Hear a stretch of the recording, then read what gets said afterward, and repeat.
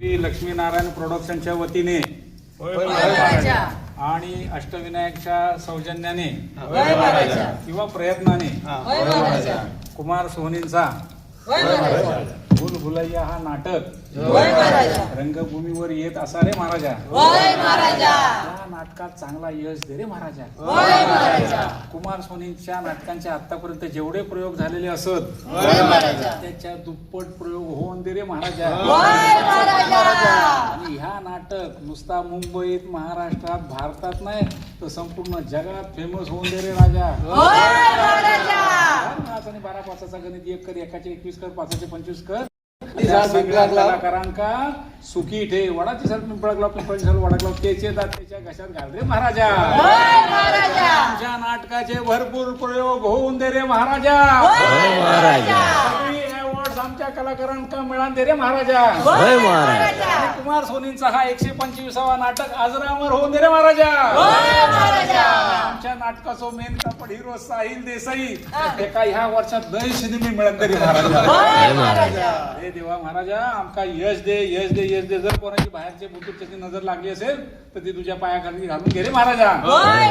आणि ह्या नाटक भरभरान चालन दे रे महाराजा. तिकीट काउंटर म्हणजे बुकिंग हाऊसफुल होऊन दे रे महाराजा.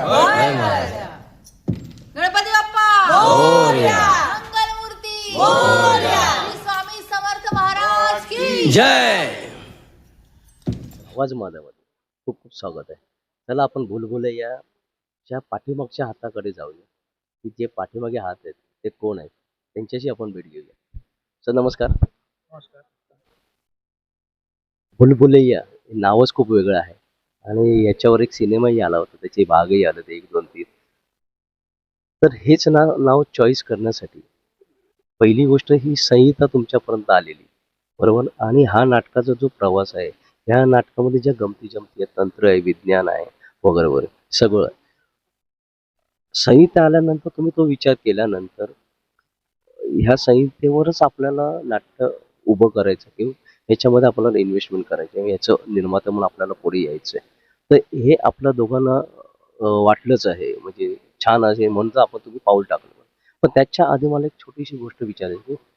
नाटक क्षेत्रामध्ये येताना तुमच्या दोघांचा जो प्रवास आहे तो आमच्या प्रेक्षकांना ऐकायला आवडेल की काय प्रवास आणि तिथून ते इथपर्यंत भूलभुलैया या नाट्यकृतीपर्यंत तुम्ही कसे पोहोचला ते आधी सांगा आणि मग आपण नाटकाच्या भूलभुलैयाबद्दल बोलूया. आम्ही दोघेही तळ कोकणातील सिंधुदुर्ग जिल्ह्यातील कुडाळ गावचे. मी स्वतः इयत्ता 6वीत असल्यापासून बालनाट्यातून कामं करत पुढे आलेलो आहे आणि त्यानंतर कॉलेज लेवललाही कामं केली. आमचे दोघांचेही व्यवसाय वेगवेगळे आहेत. आता मी स्वतः सिव्हिल इंजिनियर आहे, ते स्वतः लॉयर आहेत. पण लहानपणापासून आम्ही दोघे समोरासमोर राहणार, त्यामुळे आमची अगदी घनिष्ठ मैत्री आणि त्या ह्याच्यातून आम्ही कायम एकत्र सगळ्या सामाजिक उपक्रम असो, सांस्कृतिक उपक्रम असो, कोणतेही उपक्रम असो, आम्ही दोघेही कायम एकत्र असतो. कुडाळला आमची बाबावर्धन थिएटर्स नावाची हौशी नाट्य संस्था आहे. सुप्रसिद्ध रंगभूषाकार रंगभूषा महर्षी बाबावर्धन हे कुडाळचे आणि त्यांच्या नावाने ही संस्था तिकडे चालवली जाते. गेली 55 वर्ष ही संस्था तिकडे कार्यरत आहे आणि आमच्या सुदैवाने आम्हाला त्या संस्थेकडून काम करता आलं दोघांनाही. आणि साधारणपणे 98 सालापासून आम्ही बाबावर्धन थिएटर्सच्या माध्यमातून हौशी आणि प्रायोगिक रंगभूमीवर मोठ्या प्रमाणात कार्यरत आहोत. ते करत असताना आमच्या असं लक्षात आलं की जेवढं टॅलेंट आज पुण्या मुंबईत आहे तेवढंच टॅलेंट गावागावात किंवा उर्वरित महाराष्ट्रातील गावागावात आहे. त्यामुळे ह्या मुलांना, विशेषतः आमच्या कोकणातील मुलांना कुठेतरी व्यावसायिक रंगभूमीचा प्लॅटफॉर्म मिळावा ह्या हेतूने आम्ही दोघांनी श्री लक्ष्मीनारायण प्रोडक्शन्स नावाची नाट्यसंस्था सुरू केली आणि त्या माध्यमातून व्यावसायिक रंगभूमीवर पदार्पण करावं हा एक आमचा हेतू होता. आणि त्याची प्रोसेस साधारणपणे गेल्या सप्टेंबरपासून आमची चालू होती. आम्ही मुंबईत अनेक लोकांना भेटलो, संहितेसाठी आम्ही अनेक जणांकडे गेलो आणि त्यात आम्हाला हेमंत एदलाबादकरांची संहिता कथा मिळाली, मूळ कथा. आम्हाला ती कथा भावली खूप आणि त्यामुळे ह्याच्यावर काहीतरी छान करता येईल असं वाटलं. त्यामुळे आम्ही ही कथा निवडली आणि याची पुढची जी प्रोसेस होती की नाटकासाठी दिग्दर्शक किंवा इतर तांत्रिक गोष्टी हे करणं, ह्या बाबतीत आम्हाला अष्टविनायक नाट्य संस्थेचे निर्माते, ज्येष्ठ निर्माते दिलीप जाधव, दिलीप दादांची खूप मोठी मदत मिळाली. खूप मोठा त्यांचा पाठिंबा आणि त्यांच्या मार्गदर्शनाखाली पूर्णपणे आम्ही हा सगळा प्रवास सुरू केलेला आहे. दिलीप दादांनीच कुमार सोनी सरांचं दिग्दर्शक म्हणून नाव सुचवलं आणि मग कुमार सोनींकडे ज्यावेळी आम्ही हे घेऊन गेलो त्यांनी त्याची रंगावृत्ती केली. तेच स्वतः या नाटकाचं दिग्दर्शन करत आहेत, प्रकाश योजना सुद्धा तेच करत आहेत. आणि मग नेपथ्यासाठी संदेश बेंद्रेंचं नाव पुढे आलं. संगीतासाठी जे विजय गवंडे आहेत हे परत आमचे कुडाळचेच आणि माझ्या बरोबर ते शाळेत होते. त्यामुळे विजय गवंडे पार्श्वसंगीत करणारे अगोदरच आमचं ठरलेलं होतं. तसं आम्ही दिलीप दादाने सांगितलं की पार्श्वसंगीतासाठी आम्ही विजय गवंडे ठरवलेलं आहे, बाकीच्या बाबतीत आम्हाला तुमचं मार्गदर्शन हवं आहे. मग विजय आमच्या बरोबर आला. संदेश बेंद्रे जॉईन झाले. वेशभूषेसाठी मंगल केंकरेंना दादांनी आणले आणि अशा प्रकारे मग हा पूर्ण प्रवास सुरू झाला आणि पूर्ण जे नाटकाचं कास्टिंग आहे ते कुमार सोनी सरांनी केलेलं आहे. पैकी साहिल देसाई आमचा कुडाळचाच. त्या आमच्या बाबावर्धन थिएटरच्या माध्यमातून अनेक बालनाट्यातून त्याने कामं केलेली होती आणि त्यातून आवड निर्माण झाल्यामुळे त्याने ह्याच क्षेत्रात पुणा विद्यापीठातून थिएटर आर्ट्समध्ये बॅचलर्स पूर्ण केलं आणि मग तो मुंबईत आला. मग तो एक कलाकार आम्हाला मिळाला. कुमार सोनी सरांनी परिणिता पावसकरचं नाव सुचवलं दुसऱ्या रोलसाठी. प्रिया ताई असतील किंवा आरती असेल, अमीर असेल, आशुतोष सर असतील, विजय सूर्यवंशी असतील, ही सगळी नावं कुमार सरनी बाकीची फायनल केली आणि मग पूर्ण हा टीम तयार झाली आमची. आणि आम्ही गेला महिनाभर ही प्रोसेस फार छान प्रकारे चालू आहे. जरी आम्ही दोघंही हौशी प्रायोगिक रंगभूमीवर काम करत असलो तरी सुद्धा माझ्या दृष्टीने किंवा काय रणजितच्या दृष्टीने कुमार सर म्हणजे अकॅडमी आहे. म्हणजे अर्थात पूर्ण आमच्या तिकडच्या व्यापांमुळे आम्ही पूर्ण वेळ इकडे थांबू शकत नाही. आम्ही 1-2 दिवसासाठी येतो. आज सुद्धा आज सकाळी आलो, आज रात्री परत आम्ही जाणार. पण ज्या वेळेत आम्ही ज्या वेळी इकडे आलो त्यावेळी कुमार सरांकडून अनेक गोष्टी आम्हाला शिकायला मिळाल्या. कुमार सरांचा रोज सकाळी 10 वाजता रिहर्सलला ते येतात. 9:15च्या दरम्यान हमखास फोन असतो, काय म्हणताय, काल हे एवढं झालं, आज आता अमुक अमुक करणार आहे, आज अमुक व्यक्ती येणार आहे, आज हे येणार आहे. हा सगळा फीडबॅक त्यांच्याकडून मिळत असतो. त्यामुळे आम्हाला खूप गोष्टी सोप्या झाल्या. निश्चितपणे केदारने बऱ्याच गोष्टी आता इथे उलगडून सांगितलेल्या आहेत. केदार खरं तर दिग्दर्शक म्हणून केदारने काम केलेलं आहे. चांगला अभिनेता किंवा नट म्हणून काम केलेलं आहे. बॅकस्टेजला बऱ्यापैकी काम केलेलं आहे. मी बाबावर्धन थिएटर जो केदारने उल्लेख केला त्या संस्थेशी गेले अनेक वर्ष जोडलेला आहे. परंतु मी प्रत्यक्ष रंगभूमीवर किंवा असं याच्यात सक्रियपणे काम केलेलं नव्हतं. त्याचा उल्लेख झाला साहिल, तो माझा मुलगा, आणि त्यांनी सर्व शिक्षण घेतलं आणि त्यानंतर केदार आणि माझ्या मनात अशी कल्पना आली की आपण सुद्धा या निर्मिती क्षेत्रात जाऊया. आणि खरं तर कुडाळसारख्या किंवा सिंधुदुर्गातून मुंबईत येणं आणि इथे येऊन निर्मिती करणं आणि ती सुद्धा एक म्हणजे अशी चांगला एक कास्ट घेऊन किंवा सर्व टीम चांगली घेऊन खरं तर आम्हाला एक अशक्यप्राय गोष्ट वाटलेली होती. सुरुवातीला खूप दडपण होतं आमच्यावरती. परंतु जसं आता केदारने सांगितलं त्यामुळे आम्ही दिलीप दादांना भेटलो आणि मग हळूहळू सगळ्या गोष्टी अत्यंत सुकर होत गेल्या. खरं तर प्रत्येकजण मुंबईत येताना त्याच्यावर एक दडपण असतं की आम्ही मुंबईत आलो तेव्हा सुद्धा आम्हाला तसं वाटत होतं. परंतु आता गेल्या महिनाभर जेव्हा आम्ही ते वावरतोय, खरं तर या महिन्यातले आम्ही मुळात मोजून 5 ते 6 दिवस या मुंबईत आम्ही आजपर्यंत आहोत. परंतु ह्या संपूर्ण टीमने, विशेष करून मी उल्लेख करेन दिलीप दादांचा असेल, कुमार सरांचा असेल, प्रियाताईचा असेल किंवा हे सर्व ज्येष्ठ आहेत आणि त्यांच्यावर जे सर्व इतर सहकलाकार आहेत किंवा विजय सूर्यवंशी सुद्धा आम्हाला एक चांगला इकडचा माणूस मिळाला आम्हाला.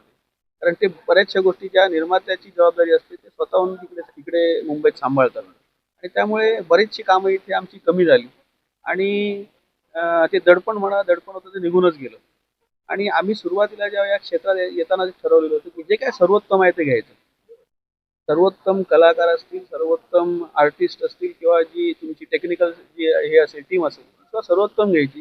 कारण त्याच्या मागचा दुसरा एक असतं की सर्वोत्तम जे आपण लोक घेतो ना त्यांचा परफॉर्मन्स त्याच दर्जाचा असतो. आणि लोकांकडे आपण जेव्हा उद्या नाटक आमचं सुरुवात होईल, लोक जेव्हा बघतील तेव्हा त्यांना त्यातून काही चांगलं मिळालं पाहिजे. तर पदार्पणातला आमचा देखील या क्षेत्रातलं पदार्पण आहे आमचं. आणि त्यात पहिलाच प्रयोग आमचा आहे. तेव्हा निश्चितपणे आम्ही सर्वजण असा विचार करून आलो होतो की काय ते चांगलं घ्यायचं, लोकांना काही चांगला अनुभव आला पाहिजे नाट्याच्या निमित्ताने. आणि गेले महिनाभर आम्ही ही सर्व लोक काम करत आहेत आणि आम्ही एक 2-3 वेळा यांची रिहर्सल बघितल्या किंवा निश्चितपणे आम्हाला खात्री आहे की लोक ज्या अपेक्षेने येतील त्या अपेक्षांच्या पुढचं पाऊल या सर्व आमच्या कलाकारांनी आणि टेक्निकल टीमने नक्कीच त्यांनी तिकडचं केलेलं असणार. विशेष मी उल्लेख करेन तो म्हणजे कुमार सोनी सरांचा. मग सगळेच जण त्यांचा उल्लेख करतायत, परंतु एवढं मोठं नाव म्हणजे आव्हाळाला जरी हात लागलेले असेल माणसं आहे तरी पाय जमिनीवरती आहेत, हे त्याने आम्हाला खरोखर पटवून दिलेलं आहे की अगदी बारीक बारीक गोष्टी, प्रत्येक गोष्ट निर्मात्यांशी चर्चा करून, कलाकारांशी चर्चा करून त्यांना समजावणे, सगळ्या गोष्टी ते अगदी हाताळत आहेत. आणि माझी निश्चितपणे खात्री आहे की 19 तारखेला जेव्हा शुभारंभाचा प्रयोग असेल, तो जो रवींद्र नाट्य मंदिर प्रभादेवीला 19ला शुभारंभाचा प्रयोग आहे आणि त्यानंतर सलग 2 दिवस 20 तारखेला काशीनाथ घाणेकर ठाण्याला आहे आणि 21ला दीनानाथ पार्ल्याला आहे. तर या तिन्ही प्रयोग, ज्या पहिले शुभारंभाचे 3 प्रयोग आहेत 3 वेगवेगळ्या याच्यामध्ये थिएटरमध्ये, निश्चितपणे लोक त्याचा आनंद घेतील. आणि मी या निमित्ताने तुमच्या माध्यमातून लोकांना विनंती करतो, आग्रह करतो आणि आपुलकीचं निमंत्रण देखील देतो की आपण त्या तिन्ही शुभारंभांच्या प्रयोगांना या आणि या नाटकाबद्दल आपल्या प्रतिक्रिया आम्हाला कळवा. प्रेक्षकांना एक नक्कीच वेगळ्या विषयावरचं, वेगळ्या जॉनरचं नाटक बघायला मिळेल याची आम्ही खात्री देतो. शब्द तुम्ही मांडता नाही, अंधश्रद्धा मानत नाही निश्चितच. आणि अंधश्रद्धेला कुठेतरी खत पाणी द्यावं अशाही प्रकारचे हे नाटक नाही. मानणार विज्ञानाशी जवळ असं आपलं हे नाटक आहे, विषय आहे, बरोबर. हा विषय जेव्हा तुमच्याकडे आला तर तुम्ही त्या विषयावर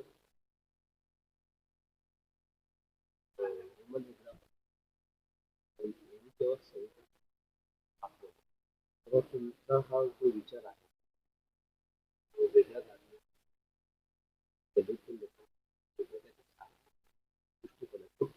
विज्ञान सांगायचं तुम्हाला तंत्र तर त्या नाटकामध्ये वाचल्यानंतर कथा वाचल्यानंतर ज्या काही गोष्टी लक्षात आल्या त्यावेळी पहिलंच आम्ही एक ठरवलं की कुठेही हे नाटक अंधश्रद्धेला खत पाणी घालतंय असं लोकांना वाटता कामा नये. आणि त्या दृष्टीने त्या कथेचं नाट्य रूपांतर किंवा रंगावृत्ती करताना कुमार सरनी तेवढीच काळजी घेतलेली आहे. आणि ज्यावेळी तुम्ही नाटक प्रत्यक्ष बघाल त्यावेळी तुमच्या नक्की लक्षात येईल की हे नाटक अंधश्रद्धेला खत पाणी अजिबात घालत नाही. किंबहुना ह्या ज्या काही गोष्टी आहेत म्हणजे मगाशी मी म्हटलं जसे भास आणि वास्तव यातील गुंतागुंतीचा रंगतदार खेळ, ह्या ज्या काही गोष्टी आहेत म्हणजे बरेचदा आपल्याला अनेक भास होतात पण त्यातलं वास्तव वेगळंच असतं. हे गोष्टी तुम्हाला प्रत्यक्ष नाटक बघितल्यावर सगळ्यात क्लिअर होत जातील अगदी नक्की. तुम्ही काय सांगाल? निश्चितपणे केदारने सांगितल्याप्रमाणे अंधश्रद्धेला मुळीच खतपाणी घालणारं नाटक नाहीये. कारण आपण सर्वजण आता ज्या युगात जगतो तिथे अंधश्रद्धेला कोणच थारा देत नाही. त्यामुळे जेव्हा ही मूळ कथा आमच्याकडे आली त्यानंतर आम्ही त्याच्यावर चर्चा केली. पहिल्यांदा ही कथा घेऊन लोकांसमोर जायचं का. त्यानंतर कुमार सोनी सरांनी देखील त्यात बरंचसं मार्गदर्शन केलं. त्यात जे काही चेंजेस होते काय होते त्या गोष्टी केल्या. आणि आता जेव्हा हे परिपूर्ण असं नाटक जेव्हा लोकांच्या समोर येईल तेव्हा लोकच त्याच्यातून नक्कीपणे निर्णय घेतील की या नाटकाचा अर्थ काय तो लोकांना नक्की समजेल. या नाटकामध्ये जेव्हा तुम्हाला कळलं की या नाटकासाठी प्रिया बेर्डेताईंची निवड केली जाते, आरती सोळंकीची निवड केली जाते, अमीर तोडवरकरची निवड केली जाते आणि तुमचा मुलगा देसाई ना, साहिल देसाई आणि आपली प्रणिती आणि विजय सुळे ह्या कलाकारांची निवड होताना प्रियाताई मेन एवढ्या मोठ्या दिग्गज सेलिब्रिटी आपल्या नाटकाला मध्ये येतील, काम करतील असं वाटलं? मगाशी रणजितने म्हटलं ते की जे सुरुवात आपण करतो आहोत नव्याने ह्या क्षेत्रात पाऊल ठेवतो आहोत त्यावेळी करायचं ते उत्तम आणि उत्तम नाव असलेल्या लोकांना घेऊन करायचं हे आमचं ठरलेलं होतं. कारण अगदी स्पष्ट भाषेत जर सांगायचं झालं तर आज हौशणी व्यावसायिक प्रायोगिक रंगभूमीवर मी स्वतः 13 नाटकं दिग्दर्शित केलेली आहे. राज्य नाट्य स्पर्धेत मला बक्षिसही मिळालेली आहेत. मी जवळपास 15-16 नाटकातून अभिनय केलेला आहे. नाटकाची प्रकाश योजना मीच करतो, सेट डिझायनिंग मी करतो. त्यावेळी जर मीच निर्माता ह्या गोष्टी मी करू शकलो असतो, पण जाणीवपूर्वक मी ह्या गोष्टीपासून लांब राहिलो. कारण आम्हाला तिकडे, कारण केदार सामंत या नावाला आज कोणीच ओळखत नाही ना. सिंधुदुर्गात ओळखत असतील किंवा हौशी प्रायोगिक रंगभूमीवर ओळखत असतील, पण व्यावसायिक रंगभूमीवर ज्यावेळी जाताना तुम्हाला ते नाव पाहिजे, ते ग्लॅमर पाहिजे. आणि तोच आमचा पहिल्यापासून मनात पक्का विचार होता.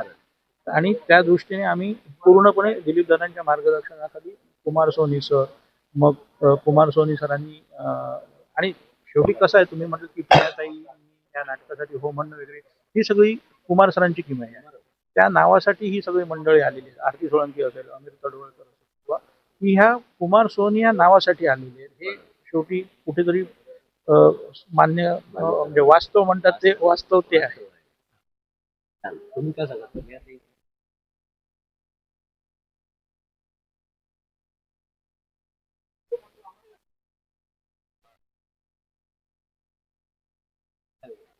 जेव्हा स्क्रिप्ट कुमार सरांनी वाचली, तर आम्ही कुमार सरांकडेच तो हे दिलेला होता, निर्णय घेण्याची त्यांची होती. कोणाला तुम्हाला जे पाहिजे ते कलाकार योग्य या भूमिकांना योग्य वाटतील असे कलाकार तुम्ही निवडा. आणि त्याप्रमाणे कुमार सरांनीच पहिल्या प्रेफरन्सला प्रियाताईंचं नाव सुचवलेलं होतं. योगायोगाने त्यांनाही ती स्क्रिप्ट आवडली, त्यांनी लगेच होकार दिला. आणि त्यानंतर पुढचे जे कोण सहकलाकार होते, आरती सोळंकी असतील किंवा अन्य सर्व अमित सगळ्यांचं परिणित सगळ्यांचं, आणि सगळ्यांनी अगदी पटपट होकार मिळत गेला. आणि याचं प्रमुख कारण जसं केदारने आता सांगितलं, श्रेय आमच्याकडे काहीच नाही आहे, कुमार सरांकडे आहे. कारण बऱ्याच लोकांना कुमार सरांकडे काम करायचं होतं, त्यांच्या हाताखाली त्यांना काम करायचं होतं. आणि जसं मगाशी म्हटलं, दिलीप जाधवांचा तो शब्द फार महत्त्वाचा आहे. दिलीप दादांनी सुद्धा त्यांना लगेच शब्द टाकले. त्या सर्वच कलाकारांनी असतील किंवा तंत्रज्ञानी सुद्धा, सेटचं डिझाईन असेल किंवा अन्य प्रत्येक ठिकाणी त्या लोकांनी लगेचच होकार दिला. आणि सुदैवाने अगदी 8 दिवसातच ही टीम चांगली जमून आली. त्यानंतर नाटकाचं सुरू झालं. छान. असं म्हणतात की भुलभुलैया या नाटकामध्ये अदृश्य हात असतो, तो निर्मात्याचा असतो, बरोबर? आणि तुम्ही 2 निर्माते आहात, केदार सामंत सर आणि रणजित देसाई सर, बरोबर? हे हात आज लोकांपर्यंत या नाटका थ्रू पाठीशी उभे राहणार आहेत. भुलभुलैया नंतर अनेक कलाकृती तुमच्या समोर विचारणा करण्यासाठी येतील, संहिता कथा लोक घेऊन येतील. त्याचाही विचार करून तुम्ही पुढे नाटक निर्माण करण्याचं चालू ठेवणार? नक्कीच.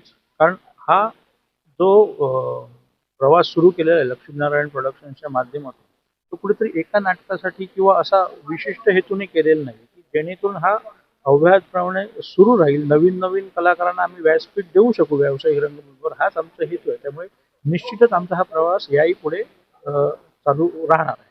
रणजितजींना मला एक प्रश्न आहे की तुम्ही कुडाळचे आहात, बरोबर? कुडाळमध्ये अनेक कलाकार आपले कोकणातले भरपूर आहेत. पण त्या कोकणातल्या कलाकारांना घेऊन याच्या पुढे एक चांगली कलाकृती तुम्ही निर्माण करणार का? नक्कीच.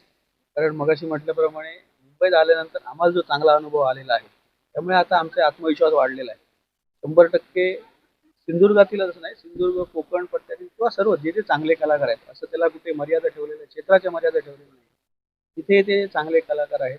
आणि एखादी चांगली संहिता आली, या सर्वांना सोबत घेऊन त्यापुढे देखील आमची वाटचाल चालू राहील, हे निश्चित. हे प्रेक्षकांना आणि कोकणातील कलाकारांना आवर्जून मला सांगावं वाटेल की हे 2 खंबीर निर्माते आपल्या कोकणामध्ये आहेत. तर कोकणातील कलाकारांनी अवश्य यांना भेटायचं आहे. आपल्या काही कन्सेप्ट असतील, कथा असतील, यांच्यापर्यंत पोचवा.